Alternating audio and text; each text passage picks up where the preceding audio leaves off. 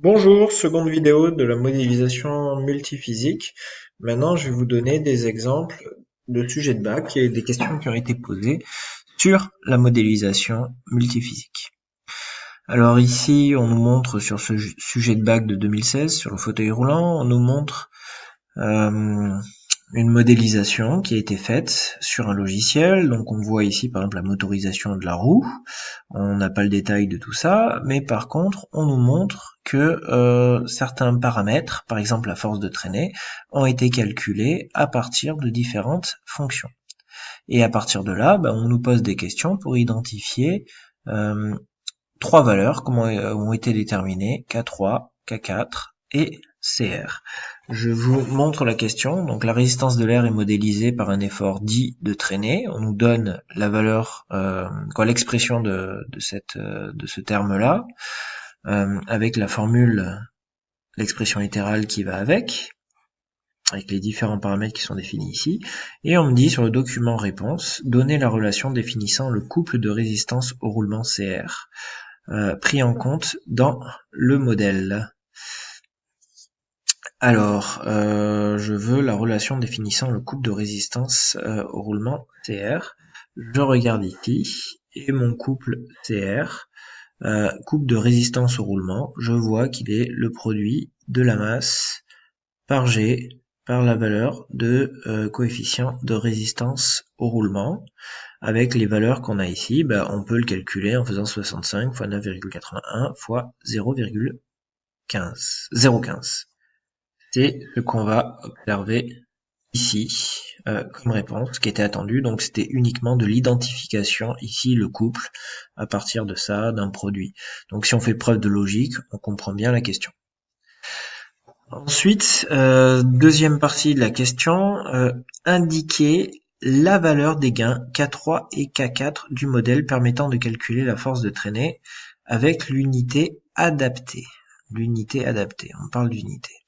Alors K3, il apparaît ici, K4, il apparaît là. C'est un gain, donc la valeur qui est ici, je la multiplie par K3 et j'obtiens la valeur qui est en sortie là, qui va être multipliée pour trouver la valeur de la force de traînée. Alors une petite remarque. Ici, j'ai la vitesse du fauteuil. Si je fais preuve de logique, je la multiplie par K4, donc j'ai K4 fois la vitesse du fauteuil, et je prends 2 fois la valeur que je multiplie, donc en fait j'aurai le carré de la vitesse du fauteuil, donc K4 fois la valeur de la vitesse au carré. Ici, pour le K3, alors je vois que j'ai la valeur de ρ, j'ai la valeur de S, j'ai la valeur de Cx, donc là j'ai ρ fois S fois Cx, ici, donc ρ fois S fois Cx, multiplié par un certain facteur.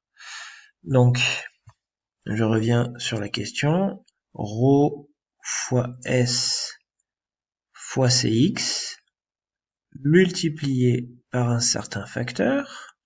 Donc, le K3 qui vaut 1,5, 0,5. Et ensuite, le K4, on a dit que on avait la vitesse au carré ici, mais multiplié par K4. Attention, il faut une vitesse en mètres par seconde. Et là, on a une vitesse en kilomètres par heure. Donc, il faut faire passer la valeur de la vitesse de km par heure en mètres par seconde. Par quoi va-t-on multiplier ici? Et on va en fait multiplier par un facteur de 1000 divisé par 3600. Autrement dit, on divise par 3,6. 1 divisé par 3,6, ce qui nous donne cette valeur. Donc voilà, par identification, on a pu déterminer les trois termes en répondant à cette question. Autre sujet, il concerne un drone terrestre. Alors ici, c'est pas spécifique sur la modélisation multiphysique, mais la question c'est la suivante. Complétez sur le document DR1 le modèle multiphysique en indiquant pour chaque connecteur les grandeurs de flux et d'effort, entre parenthèses, leurs unités respectives dans l'unité du système international. Donc là, il faut faire preuve juste de logique. Je suis sur une tension. Une tension variable d'effort, c'est excusez-moi, je suis sur une notion d'électricité. Variable d'effort, c'est la tension en volts, donc effort, tension en volts. Variable de flux, courant en ampères. Ça, c'est la connaissance de cours. En sortie du moteur, j'ai mécanique de rotation, variable d'effort, couple en newton-mètre, et variable de flux, vitesse de rotation, radian par seconde. C'est exactement la même chose ici parce que je tourne encore, donc c'est la même chose. Et ici, alors là, ici, j'ai une came avec une bielle, et ici, un ressort, et a priori, je suis en translation, parce que le ressort, je vais le faire bouger comme ça. Donc variable d'effort, ce sera une force, et variable de flux, ce sera une vitesse en linéaire, en mètres par seconde. Ensuite, autre sujet de bac, c'est le robot tout-terrain, et donc ici on me montre la modélisation multiphysique telle que je vous l'ai décrite dans la vidéo précédente avec des images, mais on sait rien de ce qu'il y a à l'intérieur. Ici, alors c'est un peu pareil que précédemment, on va me demander en fait d'analyser la figure qui est ici avec les différents termes. Et on me dit, en analysant le modèle de la figure 17, expliquer comment les hypothèses H1 et H4 ont été traduites. Si je regarde, H1, le couple moteur, CMOT du module 3 est supposé également réparti sur chacune des 8 roues. H4, le poids du robot est également réparti sur les 8 roues. Donc, comment cette hypothèse-là? Donc, on va prendre une valeur que l'on va diviser par le nombre de roues. La masse, au lieu de se répartir sur une roue, elle va se répartir sur 8 roues. Donc on a le nombre de roues ici, et c'est par cette fonction-là, cette fonction de division 1, qu'on va prendre en compte ces hypothèses. Voilà. Ensuite, nouveau sujet de bac, c'est sur le triode, sujet encore récent. Alors, on a tout le modèle multiphysique qui a été représenté. Ça ressemble à la modélisation qu'on avait vue sur la Tamiya, donc où on a les différents composants. Donc, on nous montre ça sur un document. On nous rappelle que ce bloc transformateur de mouvement ici, c'est une valeur d'entrée, un angle divisé par la valeur de sortie, une distance. Donc, en sortie, j'ai une distance, en entrée, j'ai un angle. Et on dit indiquer la nature et l'unité des grandeurs de flux et d'effort correspondant à la puissance en sortie du composant roue arrière du modèle multiphysique. Donc, représente la roue arrière du modèle multiphysique. Donc, on me dit sortie. Sortie, je suis sur une distance. Donc pour la distance, si je me place en termes de puissance, je fais de la translation. Donc variable d'effort, c'est la force. Variable de flux, c'est la vitesse de déplacement. Ensuite, deuxième partie de la question, on me dit, sachant que la roue arrière a un diamètre donné de 58 cm, justifiez le ratio de 3,45 radians par mètre du composant roue arrière. Dans la définition est donnée ci-dessus. Donc on a la définition. Donc on reprend. On me dit ratio, c'est grandeur d'entrée, angle, θ, divisé par grandeur de sortie, distance, je vais le noter x, sortie. Or, la vitesse, c'est le rayon multiplié par la vitesse de rotation.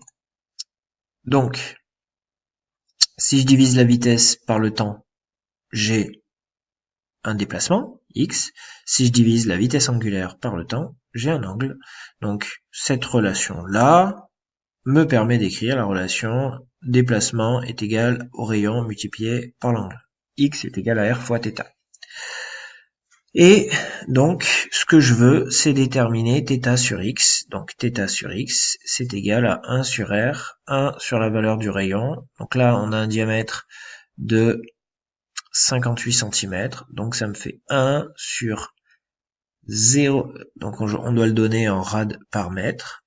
Donc, le 58 cm, il faut que je fasse passer en mètres, ça me fait 0,58, mais comme c'est un diamètre, je divise par 2, et donc à partir de là, je trouve la valeur demandée. Donc c'est juste de la logique, il ne faut pas se laisser avoir. Donc on revoit le modèle multiphysique qui est donné ici. On me dit que la société de nettoyage souhaite estimer l'autonomie, on me donne un certain nombre d'éléments, on me dit pour cela le modèle multiphysique de la chaîne d'énergie du trio DT élaboré, voir ce qu'on vient de voir, qui est dans le DTE, il comprend l'ensemble des batteries, le moteur, la transmission, il prend en compte la résistance au roulement et la traînée. Effectivement, tous ces termes-là sont définis, traînée, résistance au roulement, on me dit le moteur, transmission, inertie, il faut bien regarder ce qu'on nous met, ça a été clairement défini ici. On me dit la tension d'alimentation du moteur est paramétrée par le composant blabla. La simulation a permis d'obtenir ça avec une distance de 835 mètres. Donc ça c'est à partir de la simulation. On me dit ensuite, on a fait des mesures, on a trouvé 837 mètres là où on avait 835 sur le modèle. Comparer l'allure des courbes. Simuler réel ainsi que les valeurs de courant maximal, moyen. Donc ça c'est de l'analyse de courbe. Voilà, c'est comparer deux choses. C'est pas voilà, il n'y a pas d'éléments particuliers à connaître sur la modélisation multiphysique ici. Comparer les distances, conclure sur la validité du modèle. Et bien entendu, si les deux sont très comparables, le modèle est valide. Sinon, c'est que le modèle prend mal en compte ce qui se passe dans la réalité. Donc là, on regarde. Là, je vous fais aller au sujet si vous avez besoin de plus de précision. Je vais pas rentrer dans les détails ici. Après, voilà, d'où peuvent venir, il faut dire d'où peuvent venir les écarts, pas juste dire c'est valable, c'est pas valable. Donc il y a un écart qu'on caractérise. Cet écart, il peut provenir, alors souvent on fait des simplifications dans la modélisation. On estime d'une mauvaise façon certains paramètres. Voilà, donc je vous laisse lire ce qui est écrit. Ensuite, on me dit l'autonomie annoncée par le constructeur a été obtenue lors de tests réalisés dans des conditions particulières, pas de mallette ni de charge emportée, et des variations de vitesse peu représentatives d'un trajet en milieu urbain. Indiquer quels paramètres il faut modifier pour adapter le modèle multiphysique aux conditions réelles d'utilisation par la société de nettoyage. Préciser, sans donner de valeur, la façon dont ces paramètres doivent être évalués. Donc là, c'est de la logique, c'est de la réflexion. Il faut retourner au modèle, voir ce qui est pris en compte. Et à partir de là, il faut regarder ce qui intervient dans le modèle et ce qui est mal modélisé. Voilà. Je vous laisserai regarder ce sujet de bac plus en détail pour avoir plus d'éléments. Ensuite, la vis d'Archimède.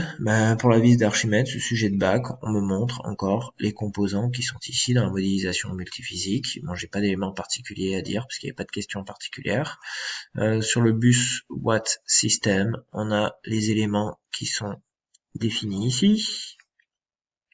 On me définit la force de traînée, la résultante des efforts résistants, et on me dit que sur le document DT2, on a la modélisation multiphysique que l'on vient de voir. À l'aide du DT1, déterminer, donc là je vous ai mis en dessous ce qu'on voyait dans le DT1, c'est ce qu'on a là, déterminer la valeur de la constante K1 qui a permis de paramétrer le modèle, puis la valeur de K2 qui permet d'afficher l'énergie consommée en Wh. Donc ici, par exemple, à partir du DT1, je vois qu'on a la force de traînée qui est égale à moins 3,855 fois V carré. Je retourne au modèle, et là, la force de traînée est égale à K1 fois V carré, donc ce K1, il doit être égal à ça. Ensuite, la valeur de K2 qui permet d'afficher l'énergie mécanique consommée en Wh. Alors, si je retourne ici, K2 est ici, c'est une énergie en joules, c'est un triangle, une proportionnalité, donc je prends la valeur en joules, je dois la multiplier par quelle valeur pour avoir une énergie en Wh. Une énergie, c'est puissance fois le temps. Pour avoir des joules, je prends des watts, je multiplie par les secondes, donc un joule, c'est 1 watt seconde. Donc, combien y a-t-il d'heures dans de secondes dans une heure ou d'heures dans une seconde? Voilà. À partir de là, on peut trouver la relation que l'on a. Il y a d'autres exemples de sujets de bac qui sont donnés ici, Polynésie 2015 ou 2014, implantation d'une ferme